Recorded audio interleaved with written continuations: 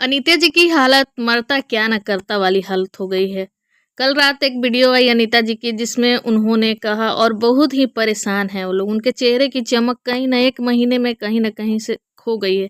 जैसा कि पहले की वीडियो आती थी अनीता जी हमेशा हँसती मुस्कुराती हुई और कॉमेडी करती हुई नज़र आती थी, लेकिन 1 महीने में उनका चेहरा एकदम काला पड़ गया है, चमक ही खो गई है। उनकी फैमिली जो है तितर-बितर हो गई है। उधर रवीना है, 2 बेटे हैं, लाला जी हैं, कहाँ हैं वो लोग ये भी समझ में नहीं आ रहा है। तो hello everyone, welcome back to my channel. कैसे हैं आप सब? होप आप लोग बढ़िया होंगे, मस्त होंगे और खुश होंगे। तो चलिए आज की वीडियो की शुरुआत करते हैं।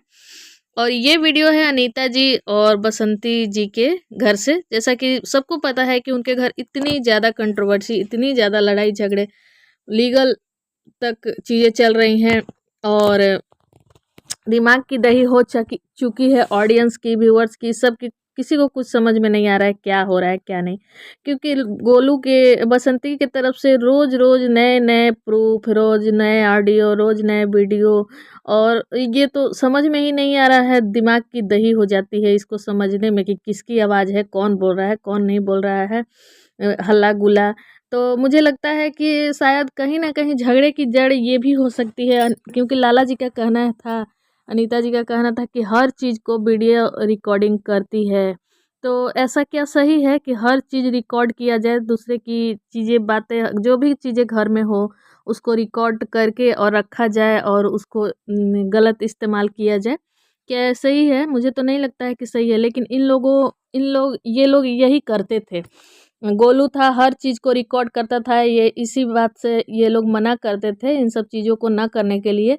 तो लड़ाई झगड़े होते थे।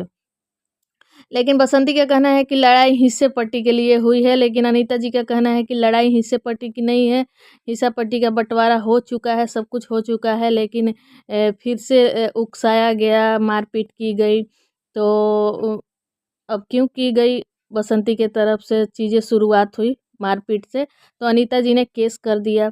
केस कर दिया तो फिर इनके साथ, क्योंकि इनके बच्चे नहीं थे और इनके भाइयों ने आके इन लोगों को मारा पीटा, तो अनीता जी ने अपनी सुरक्षा के लिए एफआईआर दर्ज कराई कि शायद मेरे बच्चे नहीं रहे तो फिर कभी ऐसा हो सकता है। उसके बदले में बसंती ने भी इनके ऊपर इतने बड़े आरोप लगा दिया कि जिसमें अनीता जी के बच्चे पिस गए और इनकी फ्यूचर, सबकी फ्यूचर बर्बाद होगी। और केस मुकदमा का जो चक्कर है, सबको पता है कि क्या होता है क्या नहीं होता है। लीगल बस मुंह से कह देने से लीगल लीगल नहीं होता है। इन सब चीज़ों में पिस के रह जाता है आदमी जीवन भर। और तो कहीं न कहीं अनीता जी को समझ में आ गया है कि मुझे क्या करना चाहिए। चाहे बहुत से लोगों का कहना भी है, सब लोगों का यही राय था कि नहीं, केस ख़त्म हो जाए और आप लोग आपस में समझौता कर लो। तो कल अनीता जी की एक वीडियो आई जिसमें उन्होंने बताया कि गाँव से बहुत फ़ोन आ रहा है, बार-बार फ़ोन आ रहा है, सबके फ़ोन आ रहे हैं कि आप आ जाओ, समझौता करो।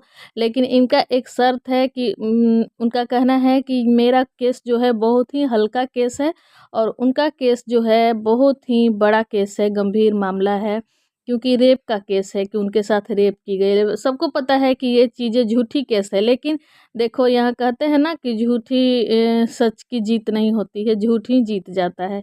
यार कलयुग है, कुछ भी हो सकता है। यहाँ आखिर अनीता जी को हार मानना पड़ा और उन्होंने निर्णय किया, सोचा कि इतना बड़ा आरोप है, शायद उनके बच्चे का भविष्य, करियर सब कुछ ख़त्म हो जाएगा इस आरोप में फंसकर। चलो इसको ख़त्म कर देने में ही भलाई है, ऑडियंस की भी यही राय थी। तो अनीता जी की एक वीडियो है जिसमें उन्होंने कहा कि फ़ोन आ रहा है गाँव से, तो हम लोगों ने फ़ैसला किया, लाला जी ने भी फ़ैसला किया, सभी लोगों ने फ़ैसला किया है कि चलो इस चीज़ को ख़त्म किया जाए, कि समझौता कर लिया जाए। लेकिन उनका एक शर्त है कि पहले उनकी तरफ से लिखित होगा, सारी चीज़ें लिखित होनी चाहिए, मुँह से कह देने से नहीं, क्योंकि ना इनको उन पे भरोसा है और ना ही उनको इन पे भरोसा है, क्योंकि आजकल कोई किसी के भरोसे के लायक नहीं है, ये बात भी सही है।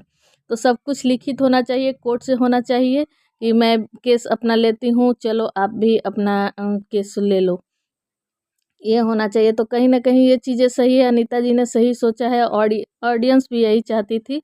तो इनका कहना है कि ना मेरा मतलब उनसे रहेगा, ना उनका मतलब मेरे से रहेगा और बँटवारा हो चुका है। बँटवारा अब ऐसा घर का बँटवारा हुआ है, चाहे ऐसा घर का नक्शा है या बंटवारा होने के बाद ही अनीता जी ने अपना घर बनाया था, रेनोवेट करवाया था घर का। ऐसे हिस्सा पड़ा है कि कुछ हिस्सा इनका ऊपर, मतलब दोनों कोई का ऊपर नीचे मिला के है, कोई सेपरेट नहीं है। ऐसे होता कि एक ऊपर एक नीचे, लेकिन ऐसा नहीं है। एक दोनों का ऊपर भी है और दोनों का नीचे भी है। तो अनीता जी का कहना है कि घर का ऐसा डिजाइन है कि फिर अलग रास्ता नहीं हो सकता है घर का। ये सब लोग कह रहे हैं कि अलग हो जाओ अलग, लेकिन ऐसा नहीं, पॉसिबल नहीं है। तो कहीं ना कहीं ये मजबूरी होगी अनीता जी की, नहीं तो कोई नहीं चाहेगा ऐसे लोगों के साथ में रहना कि जो जान लेने पे उतर है। लेकिन और अनीता जी बसंती का कहना है कि पूरी प्रॉपर्टी हड़पने के लिए, या कमेंट्स भी देखती हूँ मैं, लोग करते हैं इस तरह से कि अनीता जी चाहती हैं कि मैं सारी प्रॉपर्टी ले लूँ। क्यों अनीता जी ऐसा चाहेंगे? अनीता जी के पास तो सब कुछ है, उन्होंने सब कुछ अचीव किया अपनी मेहनत के बल से। उनके बेटे उस लायक हैं कि और भी चीज़ें वो कर सकते हैं, घर के लिए, एक जगह के लिए। अनीता जी बिल्कुल ऐसा नहीं कर सकती हैं। लेकिन इनके तरफ से बहुत ही गंदे गंदे आरोप लगाए गए, जो कि बहुत ही गंदे हैं। और तो अनीता जी ने फैसला लिया कि चलो इस चीज़ को ख़त्म करते हैं, और ना वो मेरी लाइफ में इंटरफेयर करेंगी, ना मैं उनकी लाइफ में इंटरफेयर करूँगी। कोई किसी से मतलब ही नहीं रखेगा। और उनका कहना है कि ऑडियंस भी पूछेगी तो मैं किसी के भी सवालों का जवाब नहीं दूंगी। उनसे रिलेटेड जो भी सवाल पूछे जाएंगे उस चीज़ को मैं नहीं बताऊंगी, और आप लोग पूछिएगा मत। तो ये भी सही है कि कमेंट करने वाले भी थोड़ा इस चीज़ को सोच समझ कर कमेंट करें कि इनकी बातें उनके लिए, और इनका कहना है कि वो भी मेरे लिए, मेरा नाम जिक्र उनकी वीडियो में नहीं आनी चाहिए। तो ये सारे समझौते लिखित होने चाहिए कि मेरा उनसे कोई मतलब नहीं है, उनका मेरे से कोई मतलब नहीं है, तब मैं अपना केस लूँगी। क्योंकि उनका केस बहुत गंभीर है और मेरा केस बहुत हल्का है।